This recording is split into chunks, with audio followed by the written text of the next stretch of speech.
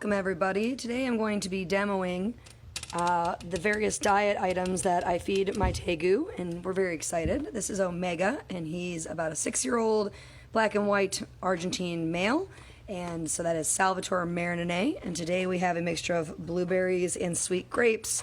We have these awesome Stella and Chewy's brand patties of cold compressed ground up meat and bone. We have a lovely wild-caught Alaskan salmon fillet, which is our treat twice a month. And then today we're using our calcium powder instead of the vitamin powder because that's what we have on rotation. I do a rotation every meal. They're given a powder, and it's a 2-to-1 calcium to multivitamin. And I'm going to use this to cut up the fish. I like to do bite-sized pieces that fit easily in the tongs, go right into his gullet. And so he's going to be a little excited when he first comes out and rush out, but we're gonna, he'll be ready to go. And so you gotta watch the fingers.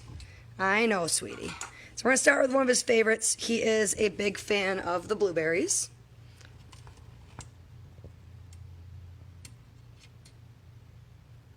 Maybe not today, we're picky. Oh, and blueberry time.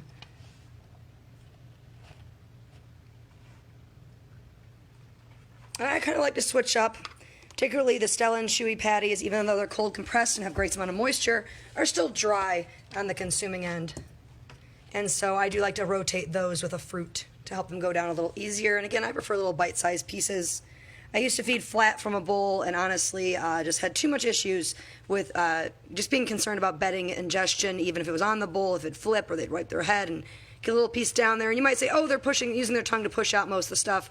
They can still easily ingest bedding, and I've heard all sorts of horror stories, particularly from breeders where they get these large amounts. You see more weird things happen and, mulch growing out the side of them. This is a grape, so we were quite excited about that.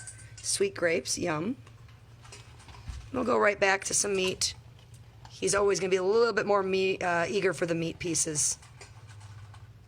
Now, if it's a larger item like a quail, small chick, or a rodent, I actually get him to come out. I'd open this door using the tongs.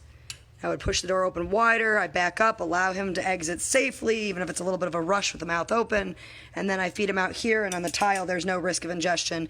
And once he's eaten everything, I gently coax him to go back in the cage. Usually, he turns around and goes back to his heat spot without much coaxing. All right, I'm going to need 2 hands to cut up the fish, and I'll put that in the second video. Want a blueberry, buddy? Want a blueberry? All right, we're very excited for blueberries today. And of course, once he's all done eating, he'll wipe that crap off his mouth and clean himself like a good boy. All right, we'll see you in video 2, enjoying some salmon.